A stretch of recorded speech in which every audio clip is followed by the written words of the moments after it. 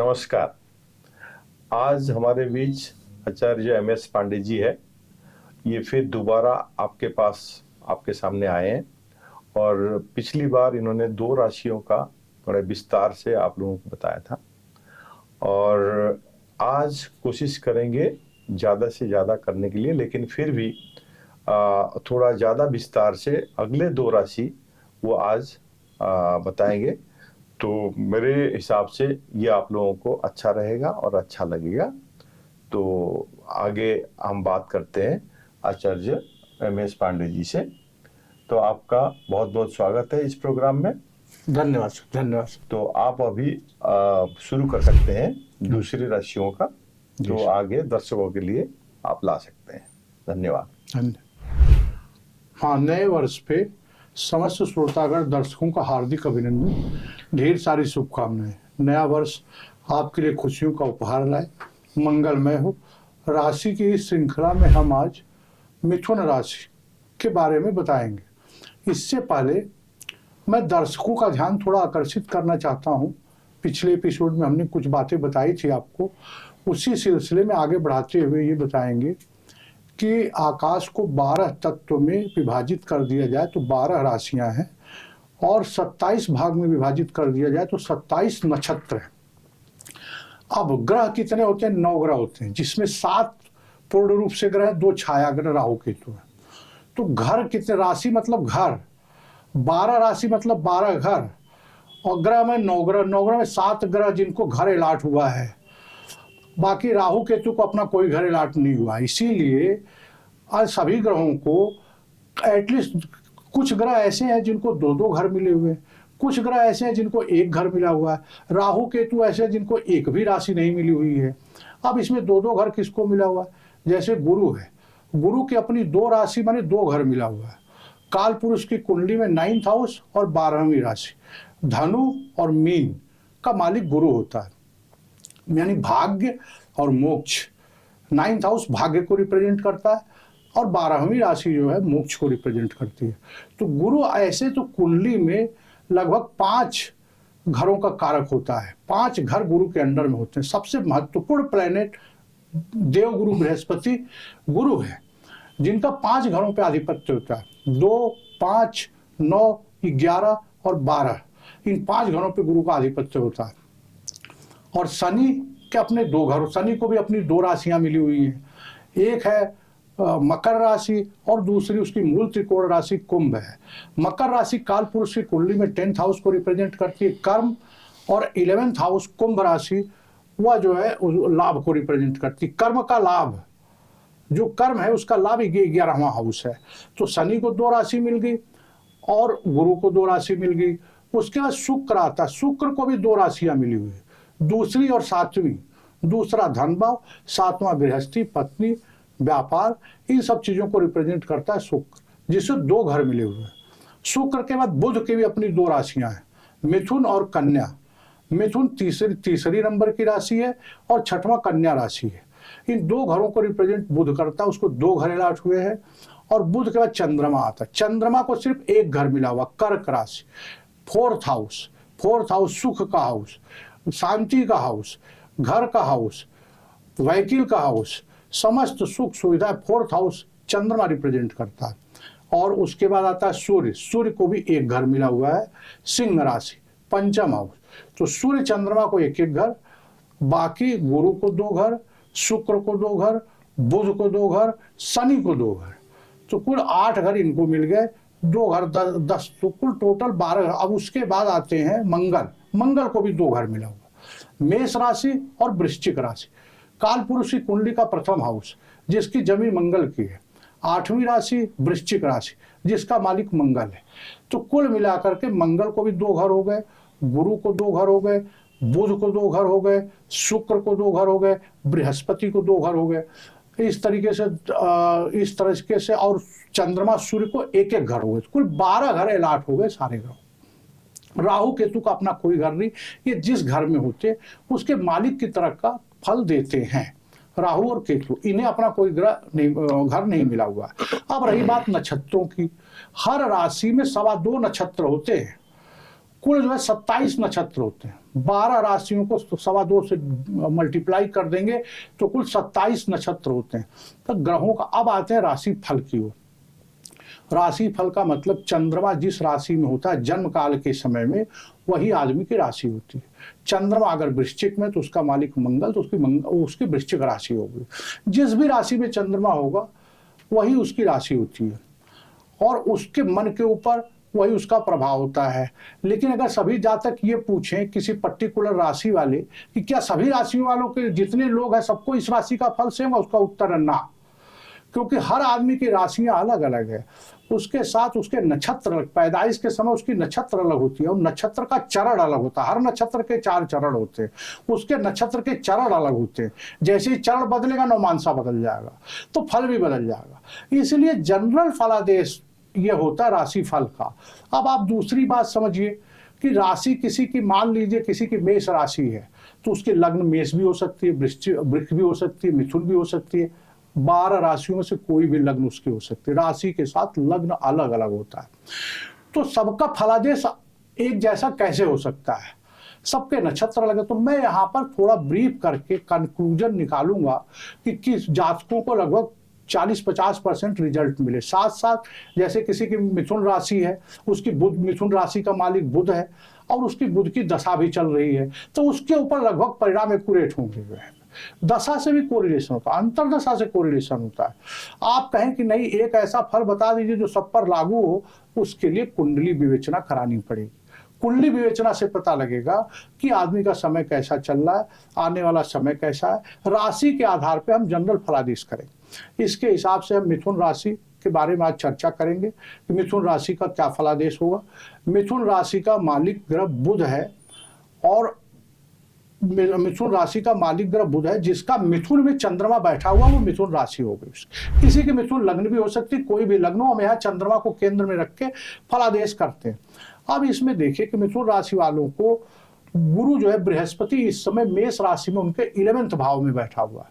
11वें भाव इच्छा पूर्ति का भाव है। 11वां हाउस आपका लाभ का भाव है, आय का भाव है और इच्छा पूर्ति का भाव है। गुरु आपका वहीं पर बैठा हुआ है और गुरु को 2 राशियों का आधिपत्य प्राप्त है। सप्तम और 10वें हाउस का मालिक होकर के बृहस्पति मिथुन राशि वालों के 11वें राशि में बैठा हुआ है, जहां से वह अपनी पंचम दृष्टि से तृतीय भाव को देख रहा है, 7वीं दृष्टि से 5वें भाव को देख रहा है और 9वीं दृष्टि से 7वें भाव को देख रहा है।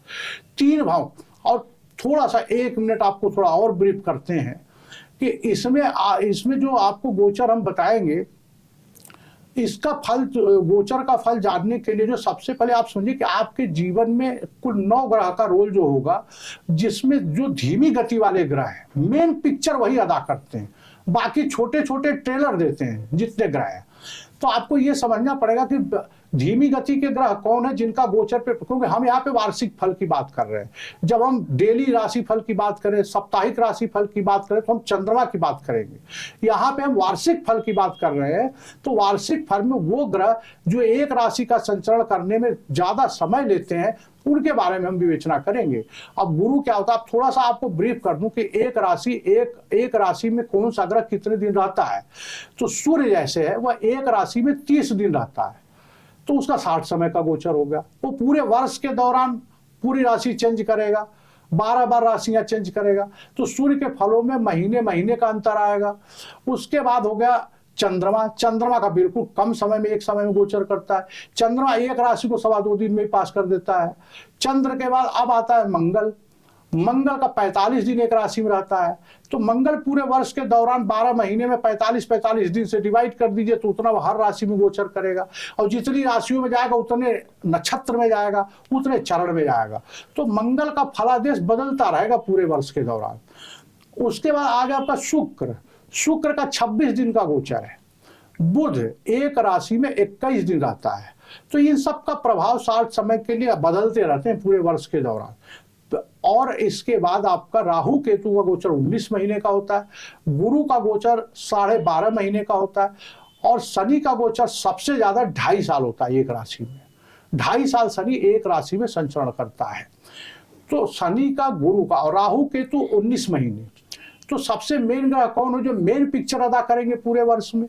एक गुरु करेगा, दूसरा शनि करेगा, तीसरा राहु करेगा और चौथा केतु करेगा। तो यह वर्षफल आप लोगों को इन 4 ग्रहों को ध्यान में रखते हुए बनाया गया है, क्योंकि इनकी राशि एक राशि में काफी दिन तक रहेंगे। शनि पूरे वर्ष एक राशि में रहेगा, गुरु लगभग 6 महीने एक राशि में रहेगा, 6 महीने चेंज करेगा।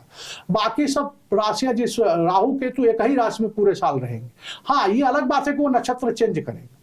तो आपको मेन ये 4 प्लेनेट का गोचर ध्यान में रखते हुए हम ये राशि फल का श्रृंखला लेके आए हैं आपके सामने। अब आते हैं मेन बात, मिथुन राशि। मिथुन राशि में यह उन जातकों के ऊपर लागू होगा जिनका चंद्रमा मिथुन राशि में बैठा हुआ है, जिसका मालिक बुध है। कुछ बातें आप नोट डाउन कर लें जो सभी राशियों पर कॉमन है, ये मैं नोट करा दूं आपको कि उस पीरियड, जैसे जुपिटर है, कुछ समय के बाद वह रिट्रोगेट हो जाएगा, बक्री हो जाएगा। रिट्रोगेट का मतलब कि पीछे मुड़ना नहीं है, उसकी गति इतनी धीमी हो जाती है कि उसको लोग कहते हैं कि रिट्रोगेट मोशन में चला गया।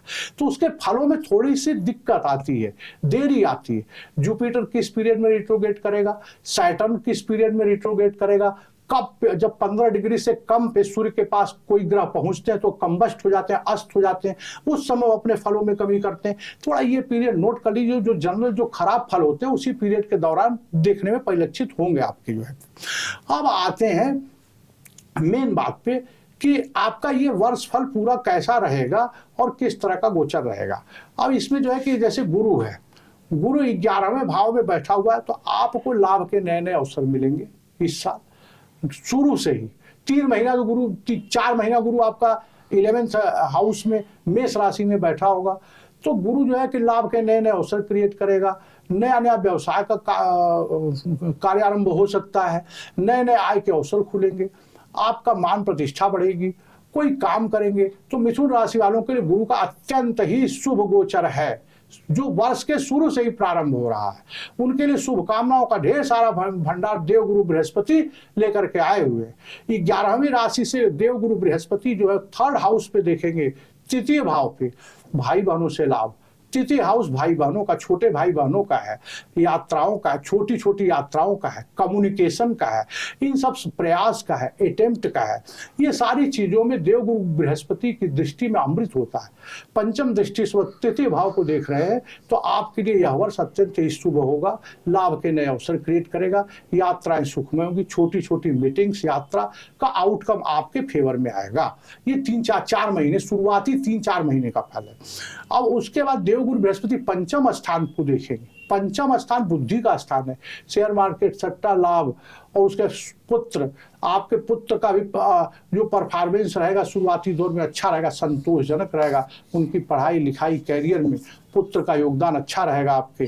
पंचम हाउस में शेयर से लाभ, शेयर से इन सब चीजों से आपको लाभ प्रदान करेंगे गुरु पंचम हाउस को देखने के कारण। सप्तम नवम दृष्टि से मिथुन राशि वालों का 7th हाउस बृहस्पति देख रहे हैं, तो 7th हाउस देखने की वजह से आपके घर गृहस्थी में अच्छा, व्यापार के नए नए अवसर क्रिएट होना, अगर पहले से कोई व्यापार चल रहा है उसमें वृद्धि होना, कोई व्यापार का आरंभ होना, साझेदारों से अच्छे व्यवसाय, अच्छे बर्ताव रहेंगे, साझेदारों से सहयोग प्राप्त होगा, साझेदारी के व्यवसाय में लाभ होगा, गृहस्थ जीवन सुखमय होगा, पत्नी से संबंधों में अच्छी रहेगी, रोमांस के अवसर भी बनेंगे। तो 7th हाउस आपका अच्छा परफॉर्म करेगा। गुरु की दृष्टि, नवम दृष्टि से वह, उनके जो बिल्कुल अमृत की दृष्टि होती है गुरु की। तो गुरु का इस वर्ष आपके लिए अच्छा शुरुआती दौर। दूसरा बात, अब आते हैं गुरु के बाद शनि की दृष्टि। शनि आपके 9th हाउस में, 9th हाउस में बैठा हुआ है। शनि गुरु के घर में हमेशा अच्छा अनुभव करता है। 9th हाउस काल पुरुष की कुंडली का धनु राशि है, जो केंद्र, मरकज जिसको बोलते हैं, यह कुंडली का केंद्र है, जिसका आधिपत्य देवगुरु बृहस्पति को प्राप्त है। तो भाग्य स्थान पे आपके शनि बैठा हुआ है, और वहां से वह तीसरी दृष्टि से 11th हाउस को देख रहा है। तो शनि जिस हाउस को देखता है उसमें डिसिप्लिन बनाता है, मेहनत कराता है थोड़ा सा आपको। तो शनि वहां से 11th हाउस को मिथुन वालों को देख रहा है। अच्छा, कोई प्रॉपर्टी लेने का अवसर। शनि जो है धर्म का कारक है, शनि जो है कर्म का कारक है, लाभ का कारक है। प्रॉपर्टी और रुपया पैसा, ये सब चीज शनि की कृपा से मिथुन राशि वालों को प्राप्त होंगे। कोई नई प्रॉपर्टी लेने की सोच है तो नई प्रॉपर्टी लेंगे, कोई नया घर लेने की सोच है तो नया घर लेने का योग बनता है। थोड़ी सी दिक्कत परेशानी के बाद भी आप विजय प्राप्त करेंगे और कोई न कोई प्रॉपर्टी लेने का योग बना। तीसरे दृष्टि से शनि की दृष्टि गुरु जैसी नहीं होती, लेकिन हाँ ऐसा नहीं कि खराब होती, अच्छी होती। तृतीय हाउस 11th हाउस में शनि 11th का कारक ग्रह है। 11th हाउस जो मूल त्रिकोण राशि, उसकी काल पुरुष की कुंडली की कुंभ राशि जो है, लंकापति वाक्य भन्नो दशानंत कष्ट लाभ है शनि चाप सौख्यम तटो लाभकारी हिडम बैरानी। शनि जो है 11वें स्थान पे देखने के कारण आपको तमाम अच्छे फल देगा। तीसरी दृष्टि से 11th हाउस को देखेगा और अपनी 7वीं दृष्टि से शनि पराक्रम भाव को देख रहा है, उसमें आपको डिसिप्लिन बनाएगा, आपकी यात्राएं सुखमय होंगी। और पराक्रम के साथ 10वीं दृष्टि से शनि जो है छठवें हाउस को देख रहा है 10वीं दृष्टि से। तो 6वें हाउस रोग ऋण इन सब चीजों का होता है। कोई आपके पहले से ऋण चले आ रहे हैं तो उसको ऋण चुकता करने का मौका मिलेगा आपको। कोई नए ऋण लेने के लिए प्रयासरत है तो उसमें थोड़ी सी प्रयास के बाद आपको सफलता मिलेगी। अब उसके बाद आपका आता है बाकी जो छोटे ग्रहों का गोचर है, वो 60 पीरियड के लिए प्रभाव रखते हैं। थोड़े से आप कुछ पीरियड में बताऊंगा, उसको दर्शकों से अनुरोध है कि उसको नोट डाउन कर ले। उस पीरियड में थोड़ा सावधानी बरतने की जरूरत है। जैसे जुपिटर है, अब जुपिटर रिट्रोगेट कब होगा? 9 अक्टूबर 24 से लेकर आगे का पीरियड जुपिटर रिट्रोगेट रहेगा। रिट्रोगेट में थोड़ा धीमा हो जाता है, कार्य अस्त व्यस्त हो जाता है आदमी। जो फल उनको अच्छे प्राप्त हो रहे हैं उस पीरियड में थोड़ी सावधानी की जरूरत। फाइनेंशियल डिसीजन कोई ले रहे हैं तो उसमें थोड़ी सावधानी बरते। कोई पैसा लगाने की सोच रहे हैं, कहीं से भी कोई नया काम शुरू करने की बात सोच रहे हैं, किसी के साथ साझेदारी का काम करने के लिए सोच रहे हैं, तो थोड़ा सा गुरु का उस पीरियड में रिट्रोगेट होना आपकी चीजों को अस्त व्यस्त कर देगा, थोड़ी सी डिसअपॉइंटमेंट कर सकता है। इसलिए आपको विशेष सावधानी की जरूरत है। अब गुरु जो है कंबस्ट कब रहेगा? अस्त रहेगा 7 मई से लेकर के 6 जून तक गुरु अस्त रहेगा। जनवरी थोड़ी मार्च अप्रैल 4 महीने गुरु का बिल्कुल ठीक है। उसके बाद मई में 60 समय के लिए अस्त रहेगा। उस पीरियड में चीजें और भी आपके प्रतिकूल जाएंगी। बाकी जो उसके बाद जब होगा, उसके बाद का पीरियड जुपिटर का ठीक जाएगा आपका। तो ये शुरुआती 3-4 महीने जुपिटर के अच्छे जाएंगे, शनि के भी अच्छे जाएंगे और आपका विकास होगा। अब रही बात उसकी कि अब इसमें थोड़ा सा एक चीज रोल नोट कर लें कि जो इसका जो है राशि लॉर्ड क्या है? मरकरी है। मिथुन का राशि लॉर्ड मरकरी है। इसके गार्ड गणेश जी है। जब भी आपको विपरीत परिणाम मिले तो गणेश जी की आराधना करनी है। मिथुन राशि का मालिक बुध और इसके गार्ड राशि लॉर्ड जो है कि आपके गणेश जी है। और फेवरेबल कलर आपका येलो है। फेवरेबल डायरेक्शन पश्चिम है, वेस्ट दिशा जो है इस राशि वालों के लिए। उसके बाद राशि का मेटल क्या है? चांदी, सीसा, सोना। ये तीन जो है कि इस मिथुन राशि वालों के लिए शुभ मेटल है। और उसके बाद इसका राशि का स्टोन हीरा होता है। हीरा, डायमंड, पन्ना भी आप कह सकते हैं। मरकरी को ठीक करना तो पन्ना पहनना, लेकिन ऐसे बिना सलाह लिए प्रबुद्ध ज्योतिषी से अपनी कुंडली की विवेचना करवाए बगैर अपने से न धारण करें। इसको कुंडली दिखा करके, प्लेसमेंट देख करके, राशि नक्षत्र सब के आधार पर डिसाइड होगा कि उसे कौन सी राशि का कौन सा रत्न आपको पहनना है। फेवरेट डे क्या होते हैं? मंगल, बृहस्पति, शनिवार होंगे। ये आपके फेवरेट दिन है। और इसका स्वभाव क्या? इस राशि द्वि स्वभाव के नेचर की राशि है। द्वि स्वभाव, इसको 2 घर भी मिला हुआ है, मिथुन और कन्या बुध को। उसके बाद वायु तत्व की यह राशि है। तो अब आप समझ लीजिए, ब्रीफ में एक बार कर देता हूं कि ओवरऑल इसका क्या रिजल्ट रहेगा।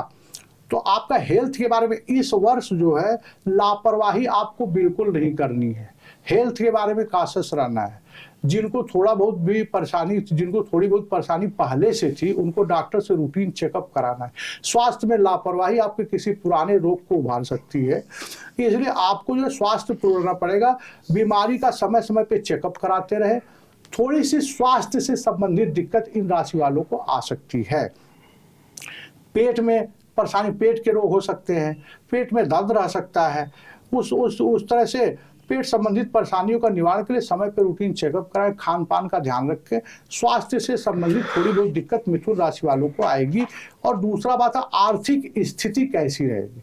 शुरुआत में आर्थिक दृष्टि अच्छी रहेगी, व्यापार में धन लाभ रहेगा, मन प्रसन्न रहेगा, सामाजिक पद प्रतिष्ठा कायम रहेगी, पुराने निवेशकों को लाभ होगा, जो आपने पैसा पहले से लगा रखा है उससे लाभ होगा, शेयर मार्केट में भी अच्छा फायदा होगा आपका। और बृहस्पति पे शनि की दृष्टि होने से जो है जॉब के अवसर भी मिलेंगे। कोई आदमी जॉब में नहीं, उसको नए जॉब मिलेंगे, जॉब में ऑलरेडी काम कर रहा है उसको जॉब में प्रमोशन करो। तो शुरुआती समय जो है आपका अच्छा रहेगा मिथुन राशि वालों। जनवरी से लेके मई तक का समय, जनवरी से आर्थिक दृष्टि से बिल्कुल शुभ है। अब मई से थोड़ा सा ध्यान रखना है, मई से आगे, मई के बाद जून से जो है थोड़ा कासस रखना है। गोचर की स्थिति के हिसाब से आपको फाइनेंशियल डिसीजन बड़े सोच समझ के लेने, कहीं आपका निर्णय गलत हुआ तो आपको आर्थिक नुकसान उठाना पड़ सकता है, खर्चों में अधिकता हो सकती है, और जॉब रिलेटेड खर्च भी, आपके बिजनेस में खर्च बढ़ जाएंगे। तो खर्च बड़ा सोच समझ के करें, फाइनेंशियल से संबंधित डिसीजन बड़ा सोच समझ के लें। दूसरी बात है, शुरुआती दौर तो ठीक है, बाद में 2-4 महीने का समय थोड़ा खराब है, उस पीरियड में आपको कासस रहना है। और इसमें कुटुंब और सामाजिक स्थिति क्या है, मान सम्मान, सोशल रिलेशनशिप, ये सब अच्छे रहेंगे। थोड़ा बहुत बीच में खराबी है, शुरुआती दौर में अच्छे रहेंगे, बाद के कुछ 2-4 महीने जो है इसमें दिक्कत है कि थोड़ा उसको ध्यान रखना है। माता पिता का स्वास्थ्य में थोड़ा विशेष ध्यान रखना है, उनके स्वास्थ्य से संबंधित दिक्कत आपको आ सकती है। मई तक का समय संतान के लिए अच्छा है, मई तक का समय के लिए संतान आपका नाम कमाएंगे, पढ़ाई लिखाई उनकी अच्छी चलेगी जो है। और अगर आप प्रॉपर्टी घर खरीदने की सोच रहे हैं तो इस समय आप घर और प्रॉपर्टी में निवेश कर सकते हैं। एजुकेशन और कैरियर जो है, कैरियर के हिसाब से भाग्यशाली समय रहेगा, और आप इसमें जो अच्छा करेंगे, आपके बच्चे अच्छा करेंगे, आपका मान सम्मान, यश प्रतिष्ठा में वृद्धि होगी। वर्ष का अंतिम तिमाही ठीक जाएगी, शुरुआत में ठीक रहेगा, बीच में 2-3 महीने की दिक्कत रहेगी। उस पीरियड में जो हमने आपको एडवाइस किया, गणेश जी की पूजा करें, मरकरी का गार्ड जो है गणेश जी है, गणेश चालीसा पढ़े, गणेश जी का पाठ करें, यह आपके लिए सलाह है। मिथुन, जहाँ तक आपने हमसे प्रश्न किया कि मिथुन राशि के जातक कैसे होते हैं, मिथुन राशि का मालिक कौन सा ग्रह है, बुध है, और जो काल पुरुष की कुंडली में 2 घरों को प्रतिनिधित्व करता है, उसको 2 घरों का स्वामित्व प्राप्त है। तीसरा राशि मिथुन और 6वां राशि कन्या। तो मिथुन राशि वाले जो बुध है, बुध व्यापार है, बुध जो है लाइजनिंग स्किल है, बुध व्यापार है, प्रोफेशन है। तो आपको व्यापार में दक्ष होते हैं, इनके हर बात पे व्यापारिक पूर्ण झलकता है, लाभ हानि देख के चलने वाले होते हैं। स्वास्थ्य के संबंध में थोड़ी सी इन्हें दिक्कत होती है, क्योंकि बुध 6ठी राशि को भी रिप्रेजेंट करता है, जो एक प्रकार से इन्हें स्वास्थ्य से संबंधित कुछ बात, पेट से संबंधित दिक्कत, कोई परेशानी रह सकती है बीमारी का, कोई ऐसी बीमारी हो सकती है जिसमें लंबी मेडिकेशन पे रह सकते हैं, स्वास्थ्य से रिलेटेड इनको दिक्कत होती है। लेकिन बुध जो है कि व्यापार में दक्षता देता है, अच्छे व्यापारी होते हैं ये लोग, अच्छे मित्र होते हैं, सामाजिक होते हैं, समाज में इनके अच्छे नाम होते हैं, नाम, यश, मान, प्रतिष्ठा सब कुछ अर्जित करते हैं। तो यह बुध राशि, जो जिनका भी मिथुन राशि है, ऐसे जातक बड़े एक अच्छे मित्र मिलेंगे आपको, एक अच्छे जीवन साथी के रूप में भी इनकी भूमिका अच्छी होती है, और समाज के रूप में, समाज में भी इनका बहुत अच्छा योगदान होता है, आर्थिक रूप से भी आर्थिक स्थिति इनकी अच्छी होती है। तो बुध राशि, मिथुन राशि वाले जातक अच्छे होते हैं। अच्छा, नहीं वो बहुत बढ़िया। तो हम आगे भी एक जनरल सवाल आपको पूछते रहेंगे, जी, तो आपको जी बताना है जी। अब हम चलते हैं कर्क राशि की तरफ, चौथा राशि जी। तो उसकी थोड़ा सा आप दर्शकों को बताइए। अब मैं दूसरी राशि की ओर चलते हैं हम लोग, कर्क राशि। कर्क राशि का मालिक चंद्रमा है, जो काल पुरुष की कुंडली में 4th हाउस को रिप्रेजेंट करता है। 4th हाउस आपका अपना परिवार, आपका घर, आपकी सुख, आपकी शांति, आपकी प्रॉपर्टी, आपके द्वारा बनाई गई प्रॉपर्टी, और उसके साथ साथ व्हीकल, गाड़ी घोड़ा, ये सारी चीजें चंद्रमा पर। चंद्रमा बहुत ही महत्वपूर्ण ग्रह है। अब कर्क राशि का लॉर्ड कौन सा है, थोड़ा सा नोट डाउन कर ले, मून है। इसका चंद्रमा जो है मालिक होता है, और इसके गार्ड कौन से, शिव जी। जब भी चंद्रमा आपका खराब फल दे रहा हो तो चंद्रमा, आपने देखा होगा दर्शकों कि शिव जी के मस्तिष्क पे चंद्रमा का निशान रहता है। तो ये शिव जी इनके मेन देवगुरु हैं। अगर कोई खराब फल चंद्रमा से प्राप्त हो रहा तो शिव जी की आराधना करनी है। फेवरेट कलर जो है कि वो बिल्कुल दुधिया होता है, सफेद कलर जो है। Favourite direction east and south, पूर्व और दक्षिण, इस राशि वालों का फेवरेट डायरेक्शन इनके लिए ये होता है। फिर उसके बाद में इसका रत्न कौन सा होता है, मेटल कौन सा होता है, ये चांदी और तांबा, चांदी सिल्वर और कापर, ये दो चीज जो है इनके धातु होते हैं, चांदी इसकी जो है। और उसका स्टोन कौन सा, मोती पर्ल है। तो स्टोन अपने से धारण न करें, मैं आज भी आपको रिमाइंड कर रहा हूँ कि आप पहले अपनी कुंडली की विवेचना कराने, फिर प्लेसमेंट के हिसाब से तय होगा कि आप कौन सा स्टोन आपको पहनना है। वैसे चंद्रमा का स्टोन मोती होता है, जो है स्टोन मोती होता है।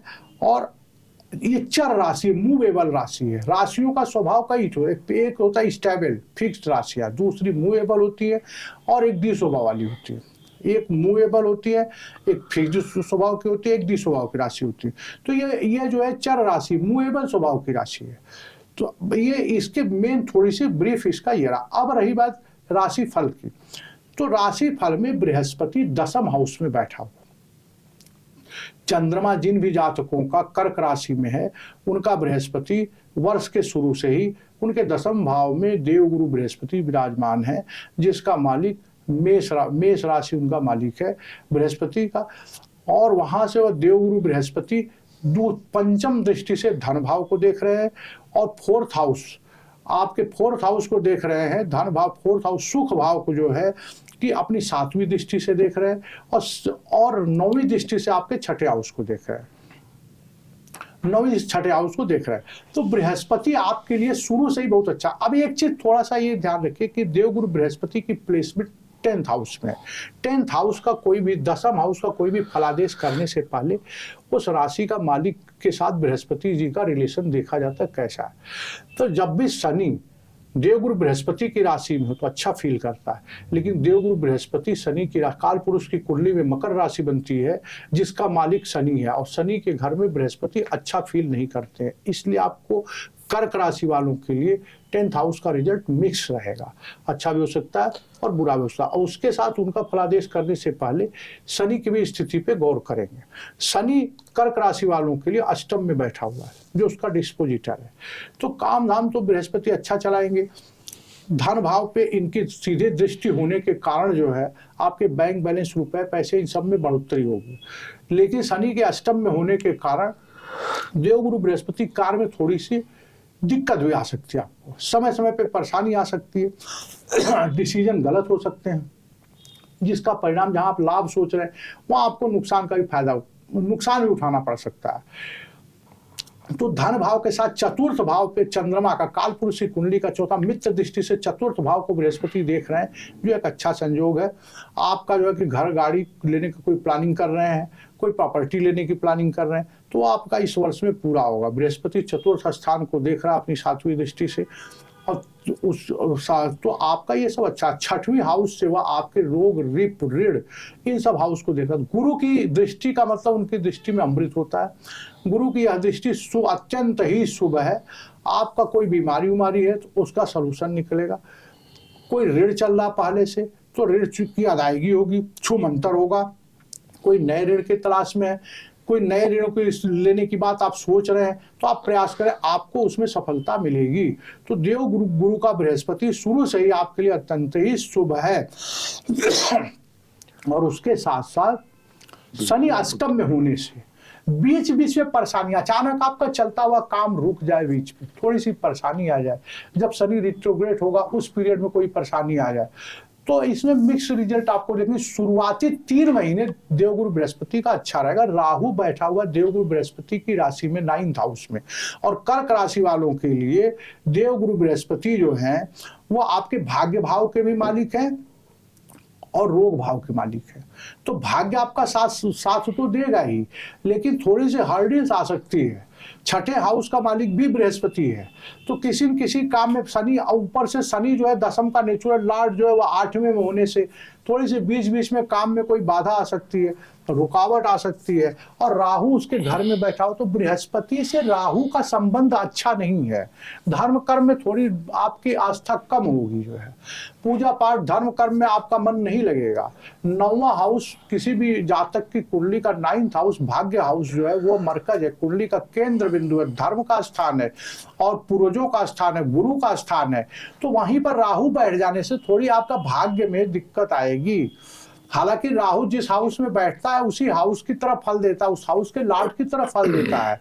तो राहु तो अपना फल तो गुरु की तरफ उतना खराब नहीं देगा, लेकिन गुरु को असुविधा फील होगी। गुरु अगर 10वें हाउस में बैठा तो उसको थोड़ी सी असुविधा फील होगी, उसके घर में राहु बैठा हुआ है। और गुरु इस समय भरणी नक्षत्र में गोचर कर रहा है। भरणी नक्षत्र का मालिक शुक्र है। भरणी नक्षत्र का मालिक शुक्र है। शुक्र आपकी कुंडली में, आपके होरोस्कोप में चंद्र से पंचम स्थान पे बैठा हुआ है, जो सूर्य का नेचुरल पुरुष, काल पुरुष की कुंडली का पंचम हाउस सूर्य का है। तो शुक्र की प्लेसमेंट पंचम हाउस में उतनी अच्छी नहीं मानी जाती है। इसलिए मैं बता रहा हूं कि गुरु सब अच्छा नहीं करेगा, अच्छे के साथ साथ कुछ खराब फल भी आपको देखने में आएंगे। पंचम हाउस में आपका शुक्र बैठा हो, भरणी नक्षत्र का मालिक है। लेकिन कुल मिलाकर के आपको धन की स्थिति, बैंक बैलेंस, रुपए पैसे, आर्थिक रूप से यह वर्ष आपका बहुत ही उत्तम रहेगा, कहीं कोई दिक्कत नहीं आएगी। अब रही शनि की बात। शनि आपके वर्ष फल में वार्षिक कुंडली में अष्टम हाउस में बैठा हुआ है, जहां से वह अपनी तीसरी दृष्टि से दसम हाउस को देख रहा है। दसम हाउस का शनि कारक होता है, क्योंकि दस काल पुरुष की कुंडली का दसम हाउस का मालिक भी शनि होता है। तो शनि बृहस्पति को देख रहा है, इसलिए आपको नए नए अवसर मिलेंगे काम करने के। कोई भी काम आप कर रहे हैं उसमें आप विस्तार कर सकते हैं। पुराने कोई काम आ रहे हैं तो कोई पुराना बिजनेस व्यवसाय आप कर रहे हैं जिसमें लाभ का कोई काम आपका रुका हुआ था, वह चालू होगा और नया नया लाभ प्राप्ति होगी, आपको नए नए अवसर मिलेंगे। शनि की तीसरी दृष्टि से बृहस्पति और शनि का संयोग से जो दृष्टि बनती है उसका परिणाम अच्छा होता है। दूसरी बात कि शनि और गुरु गोचर में कोई एक कॉमन हाउस को जहां दोनों देखें, मैंने इसलिए कहा आपको कि आपके धन, रुपए, पैसे, बैंक बैलेंस की स्थिति मजबूत होगी इस साल। वो क्यों कहा?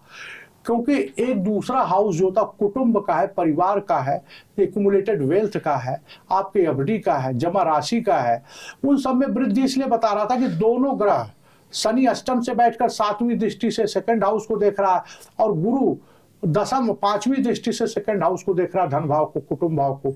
तो वहां पे घटनाएं जरूर घटित हो, कुछ न कुछ आपको लाभ मिलेगा, कुछ न कुछ आपको धन लाभ होगा इस वर्ष में। वर्ष के प्रारंभ से ही आपका समय अच्छा है, 3-4 महीने का समय बहुत अच्छा जाएगा। तो इस वजह से शनि और इनका गोचर अच्छा है। थोड़ा सा राहु 9th हाउस में बैठने की वजह से रुकावटें पैदा करेगा, उसके लिए समय समय पर उपाय करते रहेंगे तो आपके निवारण होगा। दूसरी बात, हम विस्तार से ब्रीफ करते हैं इसको। विस्तार के बाद हम ब्रीफ थोड़ा राशिफल की ओर आते हैं। हमें स्वास्थ्य, शनि जो है अष्टम भाव से होने से कारण कर्क राशि वालों के लिए शनि की ढैया चल रही है। तो शनि की ढैया चलने के कारण कर्क राशि वालों को थोड़ी सी परेशानी रहेगी स्वास्थ्य के संबंध में। कोई पुराना इन्फेक्शन है, जैसे कोविड किसी को हुआ हो पहले का, तो उसको बड़ा सावधानी बरतना, उसको योगा, खान पान, इन सब में ध्यान रखना जो है। या द्वितीय, पंचम और दसम भाव पर दृष्टि के कारण जो है थोड़ी सी दिक्कत रह सकती है। पंचम भाव पेट का होता है, ये तो पेट से संबंधित परेशानी हो सकती है, कब्जियत रह सकती है, कोई पुरानी बीमारी वो उभर सकती है। इसलिए समय समय पर रूटीन चेकअप कराएं, डॉक्टर से सलाह लें, खान पान में लापरवाही न रखें। स्वास्थ्य के संबंध में यह वर्ष मिक्स्ड रिजल्ट देगा जो है ये आपको। और जब शनि रिट्रोगेट हो जाएगा उस समय थोड़ा सा और कष्ट होगा जो है। शुरुआती दौर में उतनी नहीं, लेकिन बीच में 4-6 महीने के बाद जब वर्ष का बीतेगा उस समय जब ये रिट्रोग्रेड पीरियड में जाएगा शनि, तो उस 15 मार्च से 23 अप्रैल तक शनि पे मंगल का गोचर करेगा। और जब 15 मार्च, आप पीरियड नोट कर लें, 15 मार्च से 23 अप्रैल के बीच जब शनि का गोचर, शनि के ऊपर से मंगल गोचर करे तो समय ज्यादा खराब होता है। शनि मंगल का गोचर अच्छा नहीं माना जाता है। उस बीच में छोटे छोटे प्रॉब्लम बढ़ सकते हैं, आपके बीमारी बढ़ सकती है। इसलिए मैं कह रहा हूं कि इसमें आपको विशेष ध्यान देने की जरूरत है। अब आई दूसरा पॉइंट आया, आर्थिक दृष्टि से यह साल आपके लिए कैसा रहेगा। आर्थिक दृष्टि के लिए धन भाव में शनि की दृष्टि है, तो जहां पे शनि की दृष्टि खराब होती है, गुरु की दृष्टि में अमृत होता है, लेकिन दोनों की कॉमन दृष्टि जिस भाव पे वो अच्छा हो जाता है। तो धन भाव की स्थिति आपके लिए पूरे वर्ष में अच्छी रहेगी जो है। और गुरु दसम भाव में आपके पहले से ही विराजमान है, तो काम में थोड़ी सी परेशानी के साथ आप काम पे करने में सफल होंगे। कोई भी हर्डल्स आएंगे, मुश्किल आएगी, परेशानी आएगी, उस पर आप विजय प्राप्त करेंगे। थोड़ी बहुत परेशानी आएगी आपको, लेकिन आप उस पर विजय प्राप्त कर लेंगे। हर आदमी मेहनत तो होगी, लेकिन मेहनत का जो रिजल्ट होगा, आउटकम होगा, वो आपके फेवर में। हर आदमी मेहनत करने के लिए तैयार है, बैठा हुआ, बशर्ते उसका रिजल्ट उसके फेवर में आए। तो इस साल कर्क राशि वालों के लिए आर्थिक स्थिति ठीक रहेगी। पहले से जो काम रुका हुआ था अच्छे होंगे, नए नए काम के अवसर प्राप्त होंगे। कोई व्यापार आपका बढ़ाने की सोच रहे हैं तो आपका व्यापार बढ़ेगा। पहले से चला आ रहा व्यापार है, उसमें धन लाभ के अवसर क्रिएट होंगे। तो आर्थिक दृष्टिकोण से भी यह स्थिति अच्छी बन रही है इस साल जो है। फिर अप्रैल से जून में और अच्छा समय, रिकवरी का समय। जो कुछ भी थोड़ा आपका लॉस हुआ है, थोड़ा बहुत आपको अनफेवरेबल रिजल्ट प्राप्त हुए हैं, वो अप्रैल से जून के बीच में स्थिति और सुधर जाएगी जो है।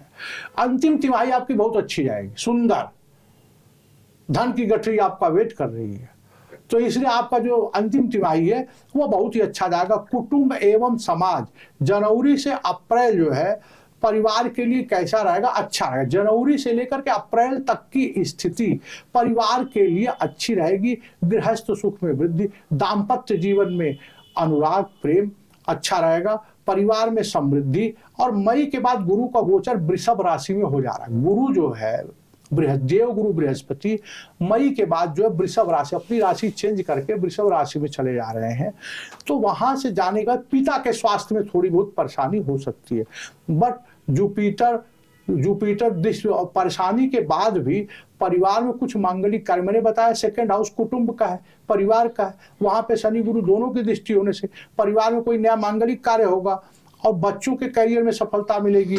प्रणय जीवन ठीक रहेंगे। थोड़ा तनाव के बाद सब कुछ ठीक ठाक रहेगा। अप्रैल मई में गुरु के गोचर परिवर्तन से समय ठीक होगा। अप्रैल मई तक का समय, अप्रैल मई से मई का समय तक ठीक है। थोड़ी बहुत बीच में 2-3 महीने की परेशानी है, बाद में आपका ठीक हो जाएगा। शिक्षा, कैरियर, पुत्र का सब अच्छा रहेगा। समाज में आपका मान सम्मान प्रतिष्ठा बढ़ेगी। एजुकेशन, कैरियर, वर्ष की शुरुआत तो खराब होगी कैरियर और के रिलेशन में। कोई आदमी जॉब में है, उसको थोड़ी सी हर्डल्स होगी, लेकिन आफ्टर मई सब ठीक हो जाएगा।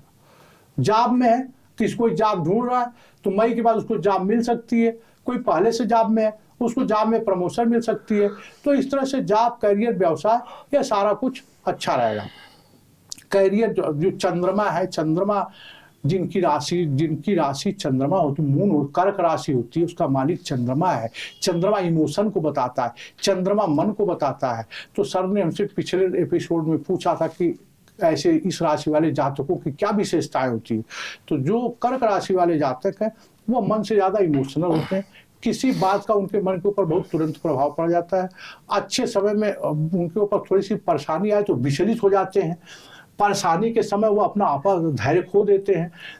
उसके साथ साथ लेकिन वह एक अच्छे प्रेम करने वाले होते हैं, उनका दाम्पत्य अच्छे प्रेम करने वाले होते हैं, अच्छे व्यवसायी भी होते हैं। किसी इंपोर्ट एक्सपोर्ट के काम में उन्हें सफलता मिलती है, एक सफल व्यवसायी होते हैं, सफल हस्बैंड भी होते हैं अपनी पत्नी के लिए, एक अच्छे मित्र भी होते हैं। उनका दाम्पत्य जो सब ठीक रहता। उनकी एक ही वीकनेस और कमजोरी है कि कर्क राशि वाले या कर्क लग्न वाले जरूरत से ज्यादा इमोशनल होते हैं। इमोशनल होने के कारण वह कई बार अपने और लाभ के अवसर खो देते हैं, कई बार निर्णय गलत ले लेते हैं। फाइनेंशियल स्ट्रेस के समय उनके निर्णय गलत होने से, सूझबूझ गलत होने से बुरे लोगों की संगति पकड़ सकते हैं। तो कर्क फिर भी कुल मिलाकर ओवरऑल कर्क राशि वालों का चंद्रमा ठीक है। उसका कुंडली में हॉरोस्कोप में अगर चंद्रमा बढ़िया जगह प्लेसमेंट है तो कर्क राशि वाले सफल, धनवान, अच्छे मित्र, अच्छे पति सब साबित होते हैं। अच्छा आचार्य जी, आपको बहुत बहुत धन्यवाद। वो आपको हमारे प्रोग्राम में आते हुए और यहाँ पे दर्शकों को हमारे सबको हर राशि के बारे में विस्तार से बताते हुए, और मुझे भी खुशी हो रही है कि एटलीस्ट जो दर्शक हमारा देख रहे हैं वो भी कोई ना कहीं ना किसी तरीके से इसके लाभ उठाएंगे और वो आगे आने वाली जो टाइम है उसको उसी हिसाब से थोड़ा सा सतर्कता के साथ वो बिताएंगे। बहुत बहुत धन्यवाद सर। मैं अपने दर्शकों से एक विशेष अनुरोध करना चाहूंगा कि हमारे इस चैनल को सब्सक्राइब कर दें, लाइक कर दें और शेयर कर दें। यही हमारी पारितोषिक है।